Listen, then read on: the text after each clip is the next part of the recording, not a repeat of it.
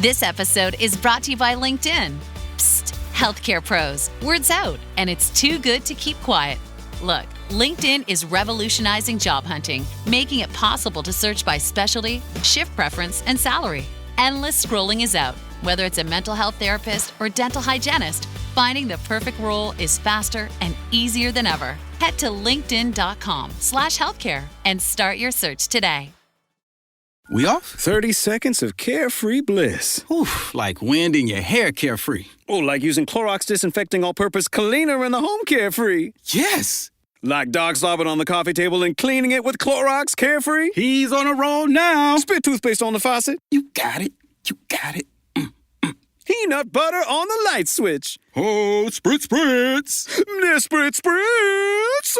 Clorox, man. Clean feels good. Okay, we're back. Use as directed. Military murder is an independent project and is not endorsed by the Department of Defense or any military component. The views expressed are those of the host. The content of this podcast is not meant to be legal or medical advice. Warning, this episode contains graphic details of murder and is not suitable for young listeners. Listener discretion is advised.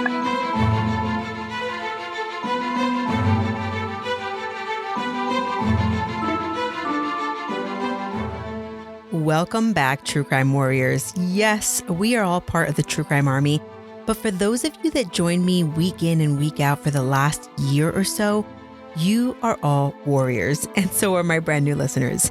I am your host, Margot, and this is a true crime podcast where I focus on crimes committed by military members and veterans.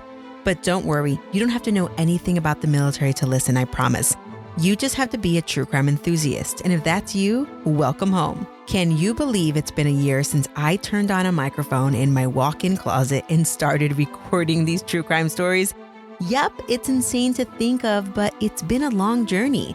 I just want to thank you all for tuning in and choosing me every single week. I appreciate you more than you'll ever know. But now we got to get down to business.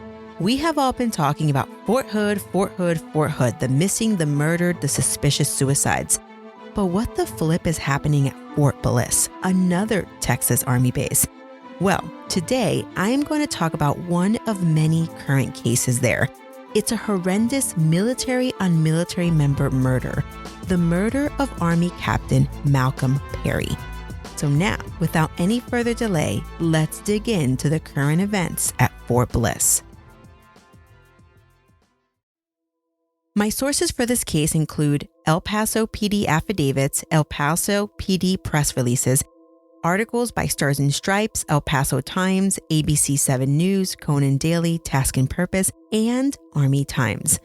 This case is one that many of my listeners sent me reports about early on, and the way the story unfolded throughout the following weeks was like a scene out of a movie, but not some low-budget film. No.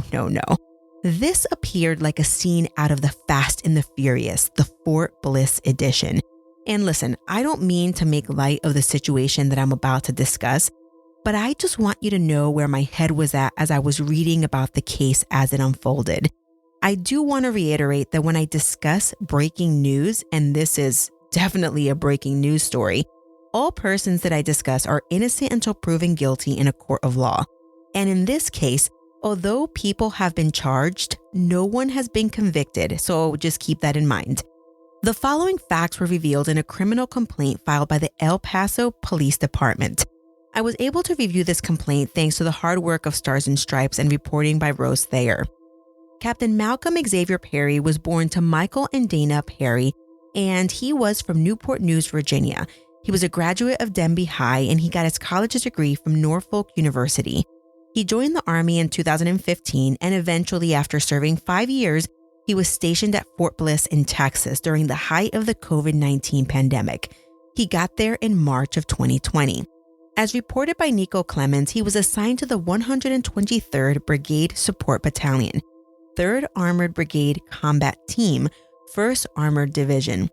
According to Lieutenant Colonel Gilberto Escobedo, Malcolm was so passionate about being a leader, and he was thrilled because he had just been chosen to command Bravo Company. According to a news article I read, he was a logistics officer by trade. Malcolm apparently had an on-again, off-again girlfriend by the name of Clevy Mouchette Nelson-Royster. She was also a captain in the United States Army, and her background was also in logistics. According to Marky O'Brien of Conan Daily, Clevy came from a military family, and she was a graduate of the Tuskegee University in Alabama, and she commissioned into the Army through the ROTC program. In February of 2020, Clevy took command of Echo Forward Support Company. It looks like Malcolm and Clevy had a pretty rough relationship, which took a turn for the absolute worst on October 11th, 2020. According to Clevy, she was not too fond of Malcolm's alleged love for the strip clubs. Saturday, October 10th, was a usual party weekend in El Paso, Texas. Even though the world was still feeling the effects of the COVID-19 pandemic, many felt that they needed to let loose a little on weekends. They congregated at bars, strip clubs, and restaurants. Clevy decided that she was going to put on her Saturday best because during the week, girl has to put her hair back and look pretty basic in her Army uniform. But weekends was an opportunity to show the world what she was truly made of. Her and a friend named Ricky decided to paint the town red. Clevy and Ricky drove to a club named 915 Vibes, or 915 Vibes. While at the Vibes nightclub, Clevy got into a fight with a group of ladies. It's unclear if it was a verbal altercation or if it was a put my hair back, hold my purse kind of fight, you know? But a witness by the name of Mathis told police that the bouncers ended up kicking Clevy out of the club. Clevy and Ricky were not done partying yet, so they drove to a strip club called Jaguars. They walked into the Jaguars club and they got a table. According to the El Paso Times, Captain Malcolm Perry was also at the Jaguars club. Malcolm sees Clevy and Ricky and joins them at their table. It's unclear what exactly happens next or exactly what happens, whether it's a friendly encounter, doubtful, or not a friendly encounter, more likely, whether Clevy confronted Malcolm or whether Malcolm confronted Clevy. But I'm assuming old homegirl, his on-again, off-again girlfriend Clevy's heart was pumping. I mean, she was still souped up from the fight at the other club and she wanted to draw blood tonight. She didn't give a flip. According to ABC 7 News, at some point while at Jaguars, Clevy had Malcolm's glasses in her hands and she broke them. Then, according to surveillance video, Clevy began to assault a stripper and then she began to also assault Malcolm. Now, I'm assuming in attempting to stop the fight, Jaguar employees have to step in and Clevy engages in an altercation with all of them. It's like just all hell's broke loose type of fight. Clevy claims that she was punched in the mouth, but she doesn't know who hit her. What happens next is also unclear, like a lot of facts in this case. But eventually, after Clevy is removed from the bar, a witness hears Clevy tell Malcolm, quote, "F you, Malcolm, when my comes home from Afghanistan, I'ma get him to shoot yo ass," end quote. Surveillance video also catches Clevy causing lots of other fights in the parking lot. Clevy and Ricky jump into Clevy's car, a black Jeep Wrangler, and they drive off. They end up stopping in the intersection of Joe Battle and Pebble Hills.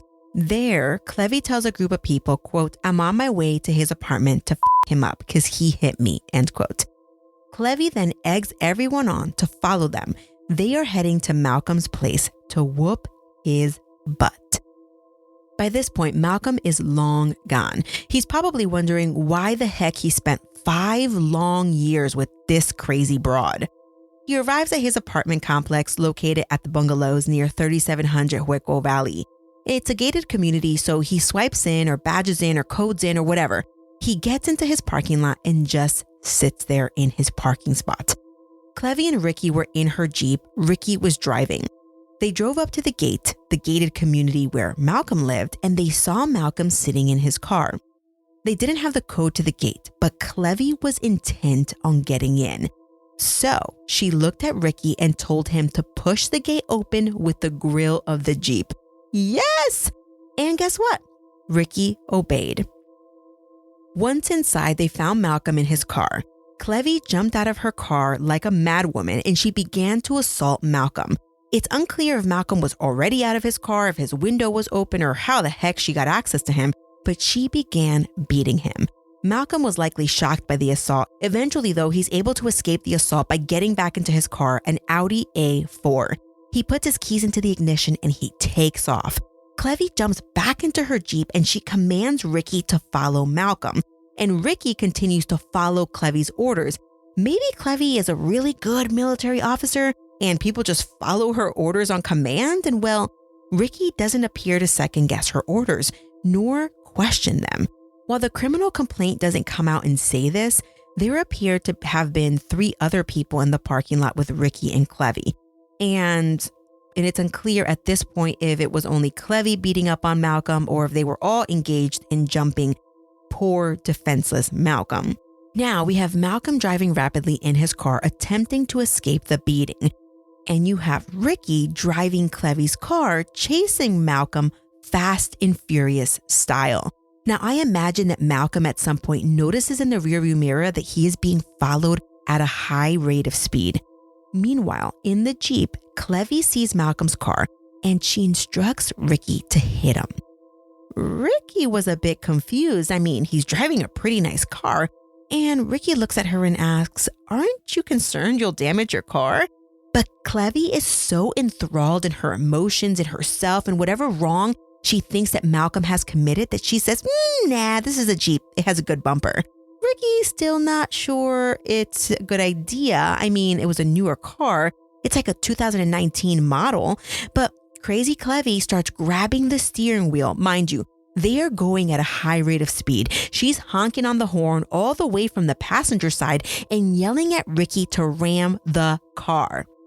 Ricky then slams the Jeep into Malcolm's Audi. Malcolm is clearly in his car, freaking the heck out. This is like nothing he's ever experienced before, and I doubt many of us, including any of my listeners, have ever been engaged in a high-speed chase with a mad woman on your tail.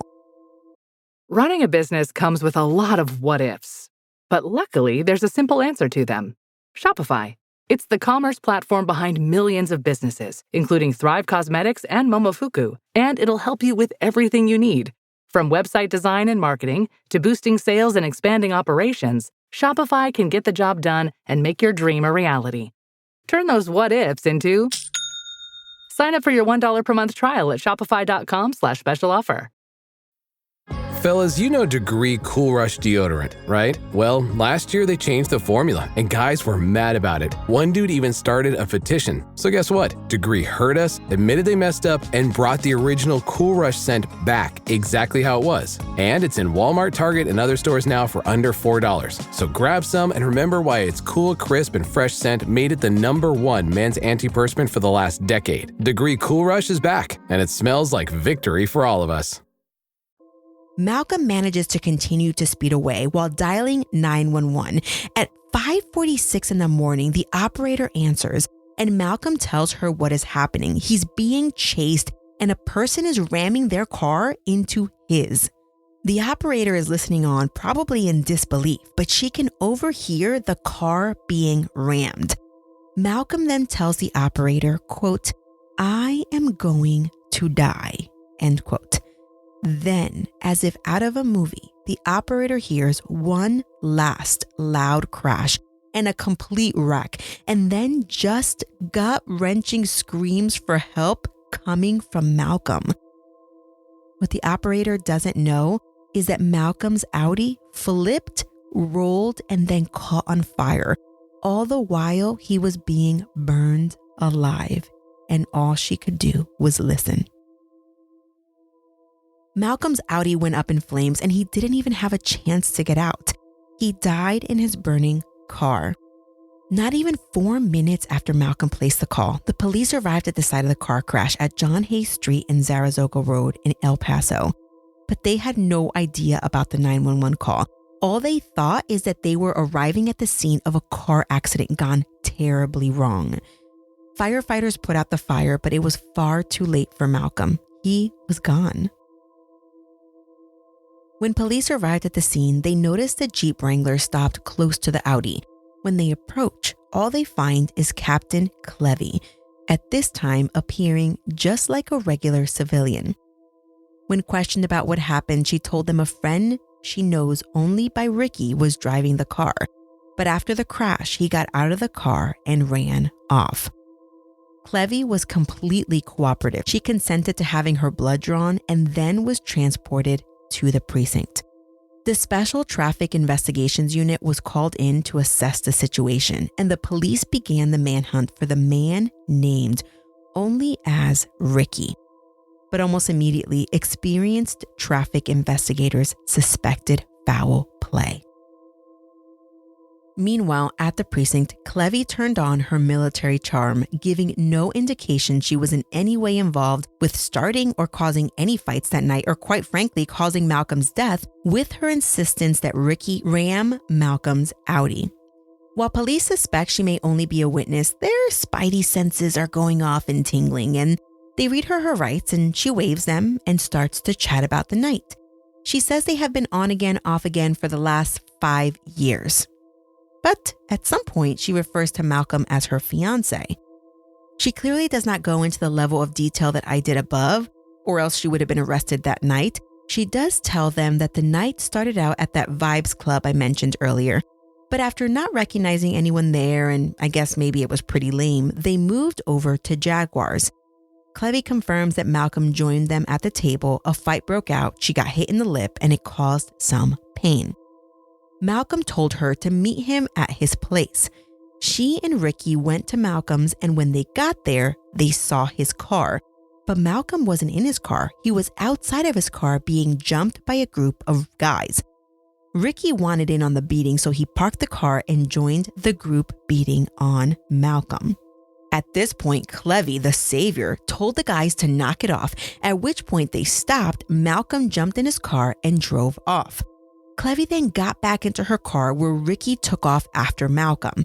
Ricky then began ramming into Malcolm's car, according to Clevy. Well, while Clevy is being interrogated at the precinct, another witness shows up, and because Clevy says she only knows Ricky as Ricky and can't give any other details, that witness accesses Clevy's social media accounts to get a picture of Ricky. Now, I guess Clevy had posted a picture with Ricky that night, so this picture is then provided to detectives. Eventually, Clevy is let go. But her mother soon calls the detectives with some information about Ricky. Impact confirmed. The Slayer has been activated. Demonic threat level increasing. Hold the line! All the power of hell cowering before one man. id Software presents Doom, The Dark Ages. Available now on Xbox Series X and S, PlayStation 5, and PC. Rated M for mature. This episode is brought to you by Enterprise Mobility. From fleet management to flexible truck rentals to technology solutions, Enterprise Mobility helps businesses find the right mobility solutions so they can find new opportunities. Because if your business is on the road, they want to make sure it's on the road to success. Enterprise Mobility, moving you moves the world. Find your road at enterprisemobility.com. The mom is calling on behalf of Clevy, and she says that while she doesn't know anything about Ricky, she does have his phone number. Jackpot! The detectives put the phone number into a database, and it registered under the name Richard Sennessie. They put the name Richard Sennessie into their database, and they got all his deets. They snagged a copy of his driver's license, put it up against a social media picture, and wouldn't you know it, they got him. When they make the connection between Ricky and Richard, the police's eyes open up real wide in shock. Richie actually had a warrant out for his arrest when he committed the murder. Yep, OMG, sometimes real life is actually scarier than fiction. And don't worry, I have the scoop, thanks to the El Paso Times that reported on this. Daniel Barunda reported that 2 years earlier in the wee hours of the morning, 2 a.m. to be exact, Richard was doing 75 miles per hour in a 45 mile per hour zone. A Texas trooper stopped Speedy Gonzalez, and when Ricky opened his window, whoa, a strong alcohol smell emitted from the window. He was instructed to get out of the car where he admitted to drinking, but you know what? His admission wasn't necessary because he failed his field sobriety test and blew a .174 and a .178. Mind you, the legal limit is .08. In addition to all that, they found an open bottle and a can of rum in the car. Well, a year later, Ricky pled guilty to DWI, driving while intoxicated, and probably because it was his first offense, the judge cut him some slack. 1 year suspended jail sentence, 15 months probation, community service. He was also instructed to take a course on victim impact and a DWI education course. And wait, not so fast. He also had a curfew. According to the judge, he had to be home between the hours of 9 and 6 a.m. Oh, and also, before he could drive his car, he had to get one of those interlock devices in his car, which measured his breath alcohol level before letting the car turn on. Now listen, have you ever heard of those things, these interlock devices? These things are actually pretty cool, but also really hard to pass, even if you're stone cold sober. I know that sounds crazy. Okay, the reason why I know is because I had a close friend of mine who had one of these installed after she got a DUI. Well, it's not as simple as just breathing into the machine. You have to take a really, really deep breath, and then you have to blow out into this machine until it beeps after it registers your breath. Okay, sounds easy, but imagine the biggest breath you've ever taken and multiply that by 2 to 3 times blowing out, and it's pretty tough. But I think that's the whole point of this interlock device. Anyway, on July 17th, 2020, a prosecutor was sick and tired because Ricky was not following the rules of his original sentence. So they revoked his probation because he failed to, 1, get and use an interlock device, and also he didn't do his community service and he didn't do his mandatory classes. And upon revoking probation, guess what? A warrant was issued for his arrest. It's unclear if they ever went to his house to get him or if the warrant just sat around waiting for Richard to get into trouble again. But if that's what the El Paso prosecutor's office was waiting for, they got just that. But unfortunately, it cost someone their life. Malcolm Perry might still be with us if that arrest warrant had properly been executed. Okay, so Ricky is eventually caught up and arrested that Tuesday, October 13th, with the help of the U.S. Marshals Fugitive Task Force. And he probably speaks, it's unclear. And then on Thursday, October 15th, police show up to arrest Clevy. Because it turns out that old homegirl made herself seem real innocent when originally interviewed, but turns out she may be more involved than originally thought. The news reports are all over the place about the lies that were told leading up to the 2 main suspects' arrest. I remember when the story first broke about hearing about the fiery crash and the fact that the passenger of the other vehicle was an ex-girlfriend of the driver who was now deceased. And I had no clue that the ex-girlfriend who was sitting in the other car was military. Then a few days later, it was revealed that she was also a captain. And then it was revealed that she was also arrested and charged with connection in Malcolm's death.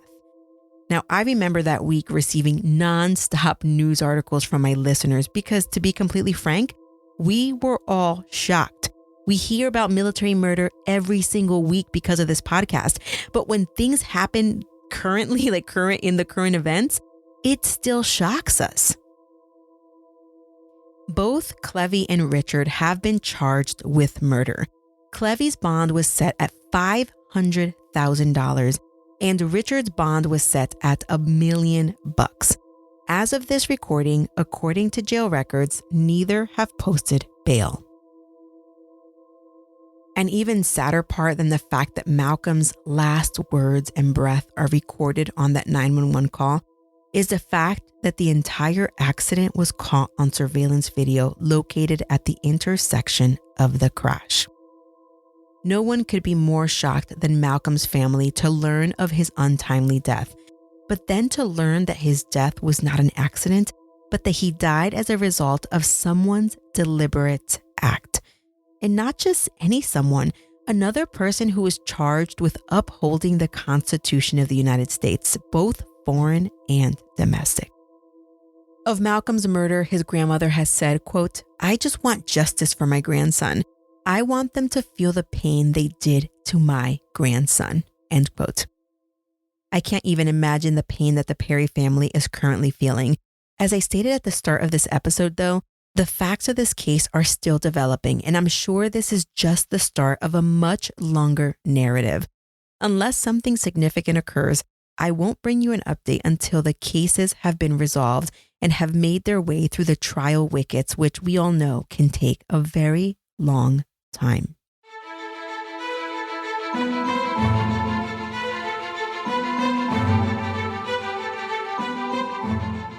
True Crime Warriors, this is just the start of Fort Bliss cases that I have to tell. But for now, I'll leave you with this. My thoughts and prayers are with the Perry family, but they're also with the families of the two accused members in this case. I doubt that anyone would imagine that their daughter, who's a captain in the United States Army, would end up booked in jail for murder. If you're interested in reading the affidavits or the press releases in connection with this case, head on over to militarymurderpodcast.com, where all of my sources are available for your review.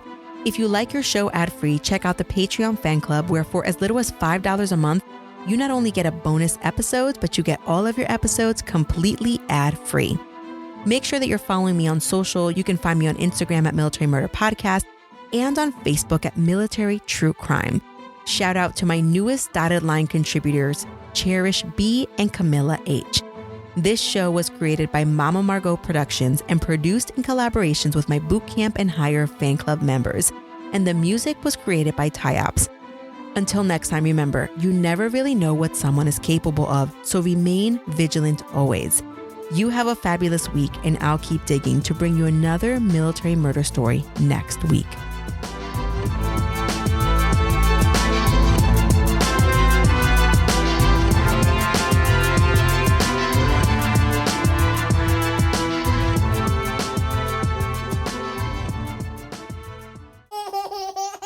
Shh, Mom's working on our podcast.